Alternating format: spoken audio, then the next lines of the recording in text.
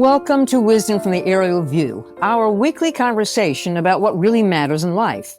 How to move from fear to courage, from anxiety to clarity, from selfish to selfless, to a life grounded in purpose and connection.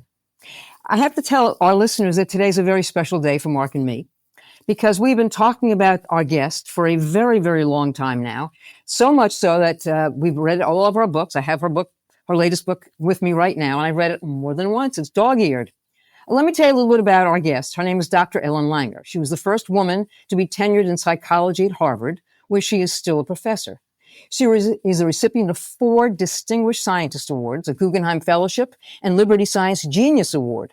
She's the author of 12 books, including her newest book, The Mindful Body, Thinking Our Way to Chronic Health. She's known worldwide as the mother of mindfulness and the mother of positive psychology.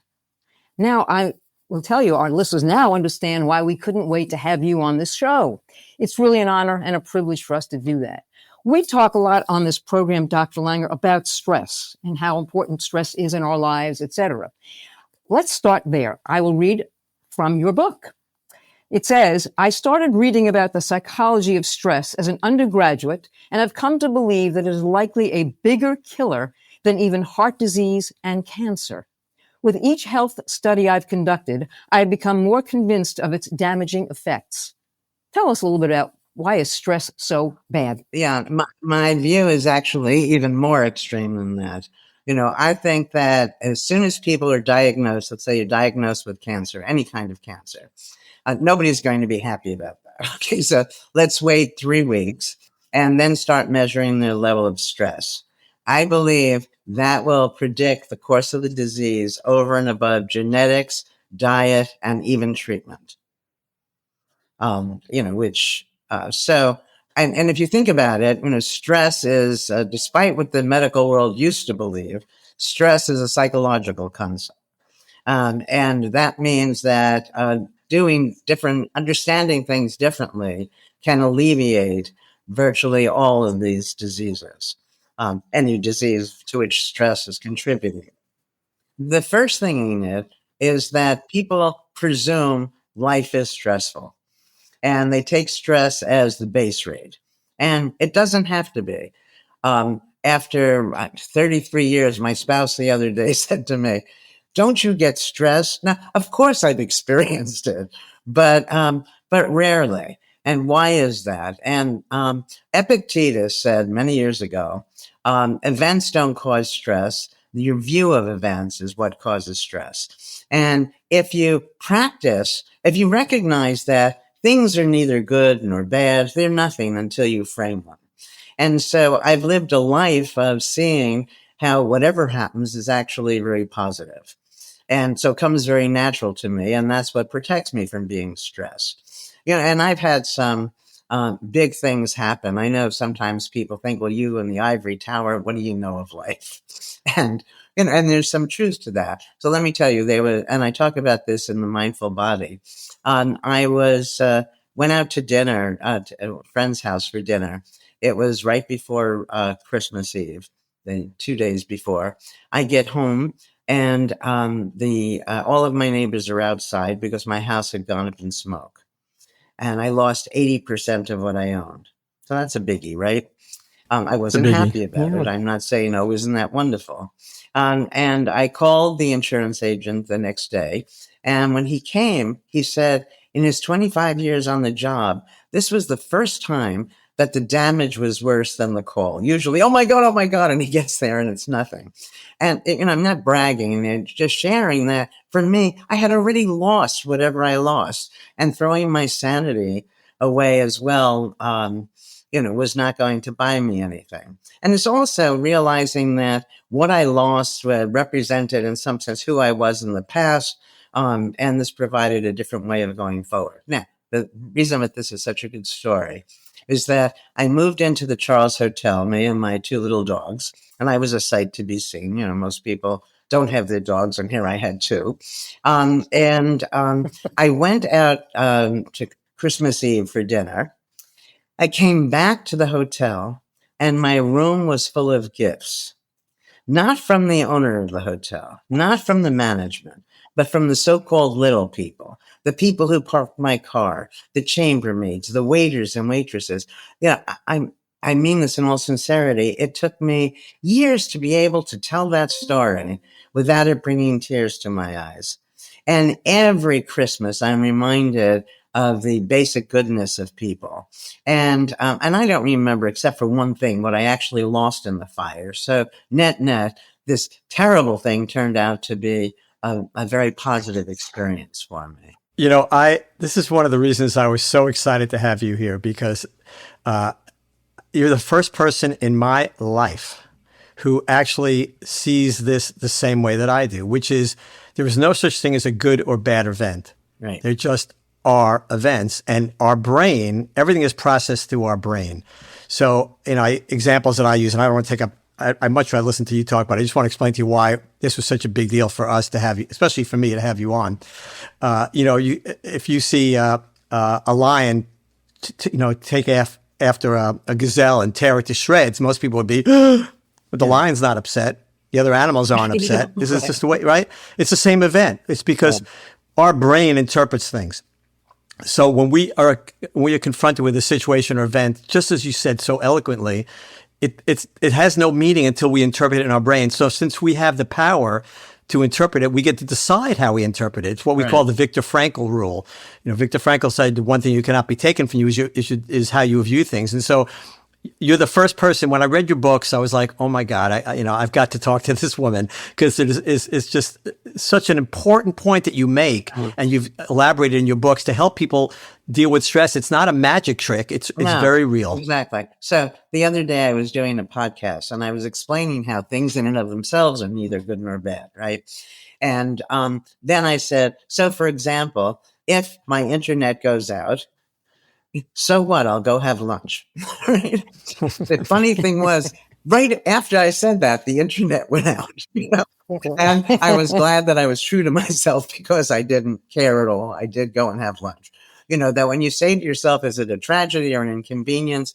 Most of the time, it's merely an inconvenience. But there's something that people can do that's pretty simple. To experience stress, two things have to be met. One, you're predicting that something is going to happen. And two, that when it happens, it's going to be terrible. And people don't understand that prediction is an illusion. Now, you can predict for the group, but not the individual. So an example I'm fond of, I'm going to shoot one basket against Michael Jordan.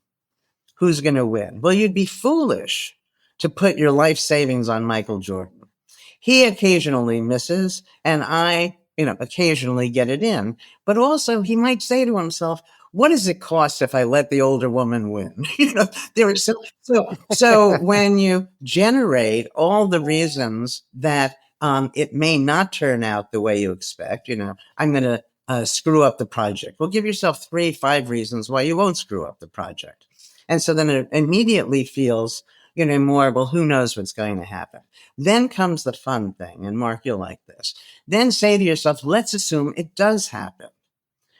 How is that actually an advantage?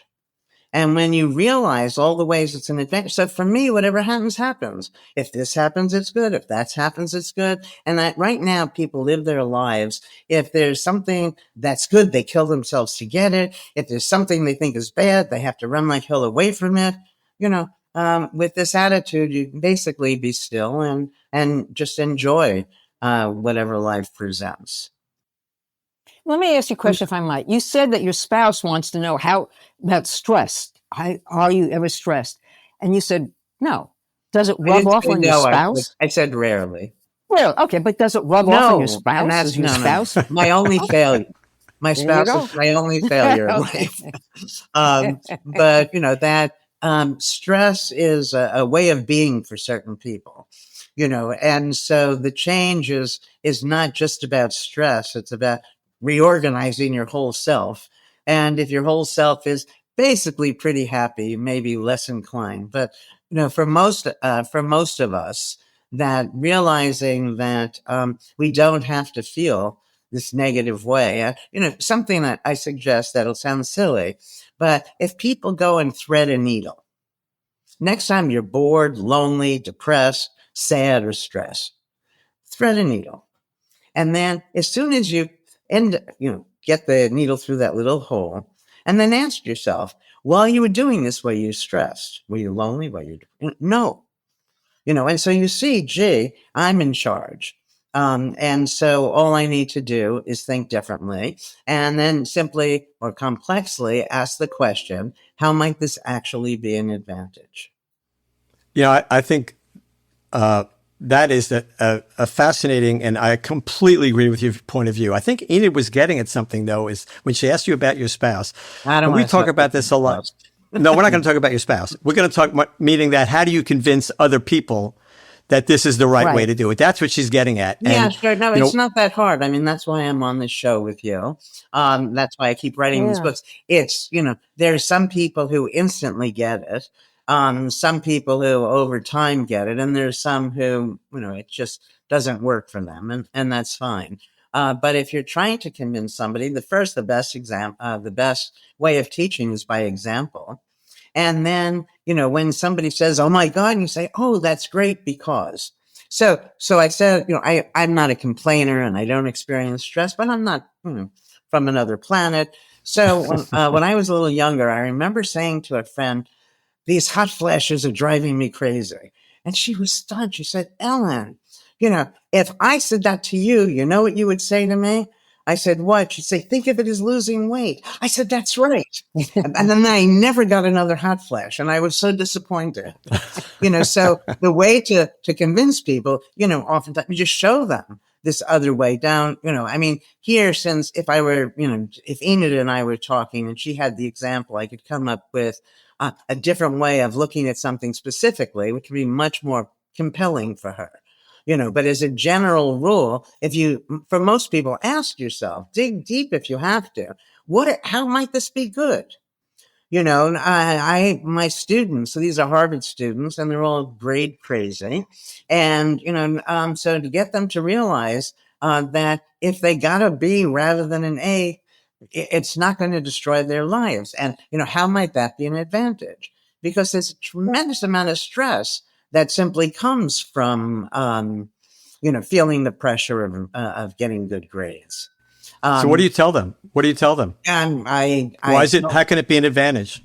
An advantage in that over time there's less stress, but also that perhaps it's a message that you need to be studying differently, or that you don't really like the topic. If you get all A's, for example, it's ridiculous, but if you got all A's and you get a B in something, well, why?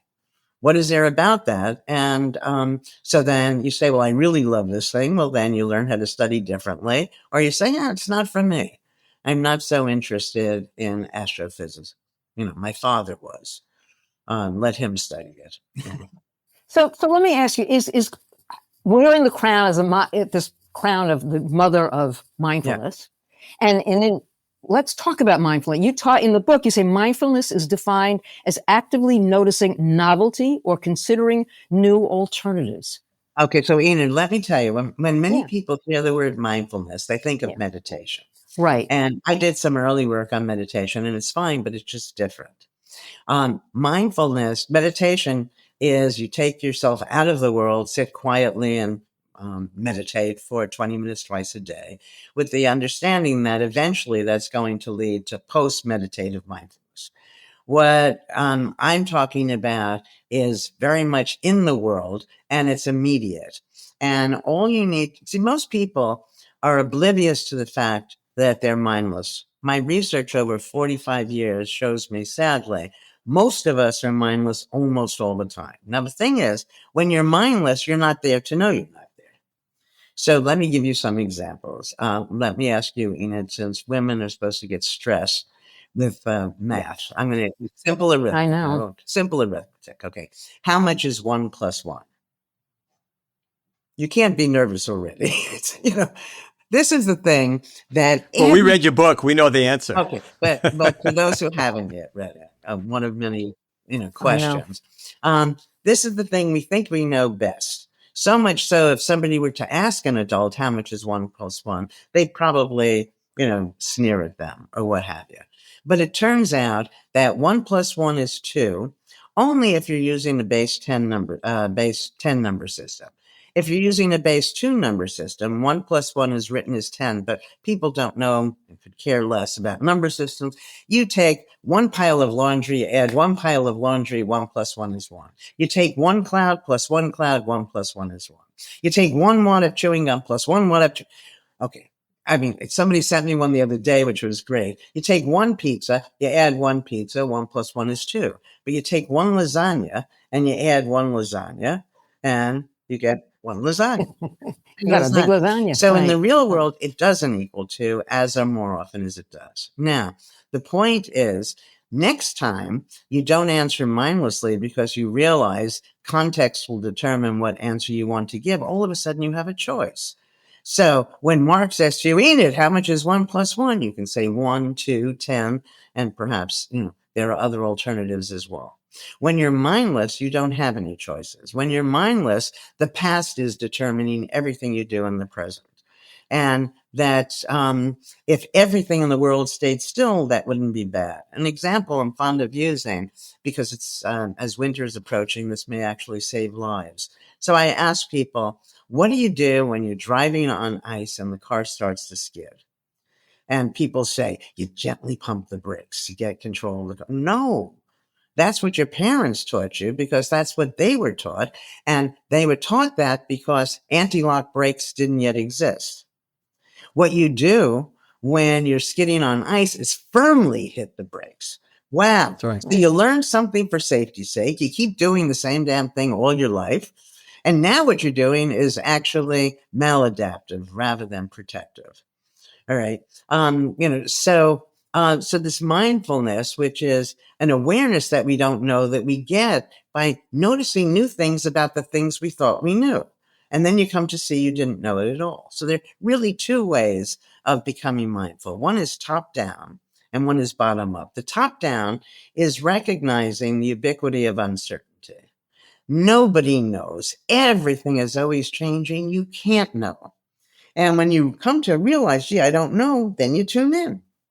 If you knew what I was going to say next, you wouldn't listen, right?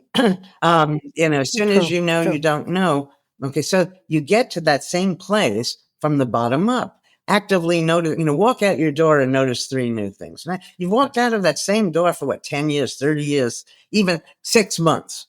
And you think you know it. And you say, oh, wow, you didn't know it. Take your spouse, if you're married, a roommate, a best friend, a boss, it doesn't matter. Notice 3, 5 new things about them. And all of a sudden you keep doing this, and then you become more and more convinced, hey, I don't know. Now, most of us, most of the time, know we don't know. The mistake is that we think we should know. So we pretend. All right. And what I'm telling you is the way you want to be in this world is confident but uncertain. All right. That certainty is mindless. You can't be certain when things look different from different perspectives, when things are changing over time. And as soon as you think, a fun way of understanding mindlessness is that we're frequently in error, but rarely in doubt. So certainty is what's killing us. Now, when you're actively noticing, the neurons are firing, and 45 years of research has shown me that this is literally and figuratively enlivening. This is what you're doing when you're having fun. You can't have fun as a robot. When you're playing games, when you fall in love, when you go to a restaurant and you taste something spectacular, you're there. Now, it's very sweet. The world, believes you should be in the moment. And that's nice, but it's empty because you don't know when you're not in the moment. So I'm telling you how to be in that moment. It's easy, it's fun. And I have so much data that when you're mindful, people find you authentic, attractive, charismatic. The things that you do bear the imprint of your mindfulness. We have orchestras performing mindlessly, which is, replicate a performance where you were really happy, or make subtle changes that only you would know. And they're very subtle because they're playing classical music. We record them. We play them for people who know nothing about the study. People overwhelmingly prefer the mindfully played piece, and the musicians prefer playing it. So you feel better. People like you more. What you do is better. And it's the essence of enjoyment. There's nothing that should stop us. All that stops us are these mindsets that we learned way back when, that we took as true. 1 and 1 is 2. Now, for me, my whole life changed when I went to this horse event. And this man asked me if I'd watch his horse for him because he's going to get his horse a hot dog. Well, come on.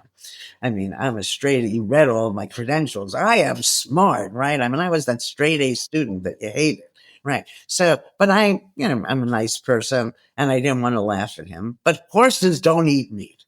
Horses are herbivorous. He comes back with the hot dog and the horse ate it.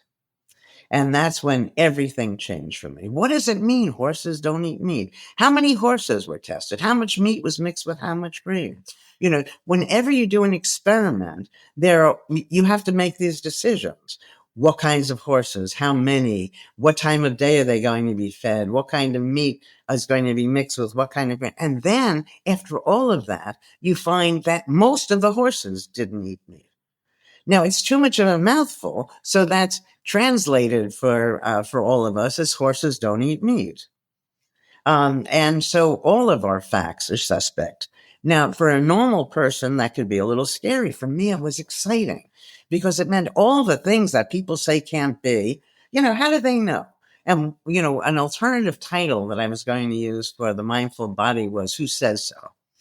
And I think in some ways, at some time, we should all become our 3-year-old selves, and somebody tells us something with this great certainty. Who says so? And ask yourself, how might it be otherwise? Which is great fun. So there you are. Enid has heard me say, and our listeners heard me say, that I've had it with conventional wisdom because it's almost always wrong, which is in a sense what you're saying. Yeah. You have to question everything. Here's another topic. Enid is very big on talking about stress, and that's one of the reasons we're very excited to have you. She's sick of hearing me talking about it, but it's great for me because you're going to say very similar things in a more erudite, experienced, and knowledgeable way. So I want to bring up the topic of choice, which you talk about and I talk about. Yeah, well, when something about choice that's very funny. People want choice, but they're afraid of doubt. But you can't have choice if you don't have doubt. And doubt is scary because you worry that there's going to be a wrong choice. But choices aren't right or wrong. There are ways of looking at any alternative that makes it right, or wrong. And so there's nothing to be afraid of. When you deeply understand that you're in charge of your response to anything that happens, the world just becomes an easier place to live in. What did you want to ask me about, Mark? Yeah, I did. So people worry about, well, Jet, anything from you go into a restaurant, should I order this or should I order that? Yeah. And of course, this is a simple choice, but there are obviously many more complex choices that people struggle with. No, the only one that day. gets me crazed is what to order. That's good. That's very healthy. So, but you know what I'm talking about. People worry all the time. You write about this. You've talked about this many, many times. And again, for me, it's great to hear somebody else talk besides me. And okay, so this is all about decision making. And it ties in with Enid's concern about stress because it's making those decisions that lead us to be stressed, right? Oh my God, if I choose the wrong person, the wrong job, the wrong dish at a restaurant for me, and so on. And people need to understand, first of all, many people think they should be doing cost benefit analysis, and that's mindless. But that's what we're all taught. A cost-benefit analysis suggests that there are certain things that are bad. Those are the costs. There are other things that are good. Those are the benefits. And when you add them up, it's going to tell you, what to do. But as I've just said, every cost is a benefit. Every benefit is a cost. It all depends on how you view it. So if I said to you, Enid, do you want to meet my friend Mark? He's very impulsive. No, why are you kidding? Why would I want to meet him? I say, Enid, you want to meet my friend Mark? He's very spontaneous. Yeah, I want to meet him. But impulsive and spontaneous are the same thing. Mark, you want to meet Same my thing. friend Yeah. Enid? She's so damn inconsistent. Why would I want to meet her? Mark, you want to meet my friend Enid? She's so flexible. It's incredible. All right. So no matter what it is we're looking at can be understood in exactly the opposite way. So it can tell us what to do. Now, people need to understand when you're faced with a decision, it means that the options are psychologically the same. So if I said to you, do you want A or B? There's no way, and if that were, do you want to go to Paris or Florence? If you've never been to either, you can't really make a decision. At that point, because you don't know anything about it. So it's similar to A and B. If, on the other hand, you get some information and you find out A is $100 and B is $10,000, there's no decision, right? The choice follows mechanically once you articulate what those options are. All right. Now, you have to read the book to get all these subtleties about this very different view of decision making. But let me stop myself, give people the bottom line so they don't worry if what I'm saying is too hard to understand as I briefly mention it. Rather than waste your time, this is very different from what people are taught. Rather than waste your time trying to make the right decision, what we should be doing is almost randomly choosing an option and make it work. Don't waste your time making the right decision. Make the decision right. All right. Because as soon as you make a decision, that changes the whole game. So you can never know what the alternative choices would have been. All right. So all regret is mindless. Regret suggests, oh, that other thing would have been better. Could have been better, could have been worse, could have been the same. But moreover, it's nothing. It all depends on the way we understand it. All right. So decision theorists mistakenly say you should gather information. Well, how much information? When do you stop? That the next piece of information could change the choice entirely. So that doesn't work. And so there's so many ways where it would be irrational to do what people think they should do, which they don't do. People gather information typically after the fact to justify the decision rather than to make it. But decision making is stressful, thinking there's a right answer. And there is no right answer. We create the rightness of the answer, so to speak. Yeah, I love the idea that you want to try and make your decision right rather than pick the right choice. One of the things I just briefly, I don't want to spend too much time with me talking, but the reason I think that those things are the right choice is that when we make a choice, we create a cascade of events, which the outcome of which is impossible to predict. As you said, we live in a quantum world. We live in a world of probabilities. You can never know. So when you make a choice, that initiates a cascade of events, which is affected by the choices of the 8 billion other people on the planet. There's no way to know how it's going to work out. Decision making relies on predictability. And as I just said a moment before, prediction is an illusion. Should I have the apple pie or pecan pie from Thanksgiving? Well, what you're doing is thinking that the pecan pie you tasted in the past will be the same taste to you as this pecan pie, the apple pie in the past, but your body is a whole different thing. The pie is a different thing. Everything is different. And so, there's no way of knowing in advance. And so randomly choose what I do. I'm an and rather than an or person. I'll take a little piece of each, but I think that it's the worry that you're not going to make the right decision that causes the stress that leads to all sorts of illnesses and the cascade of problems that you were suggesting. I hope you've been enjoying this interview with Dr. Ellen Langer, one of the most interesting people in her field for many, many years. We're going to take a break here and we'll load the next episode next Monday so we can finish up our conversation with Dr. Langer. I hope you join us then.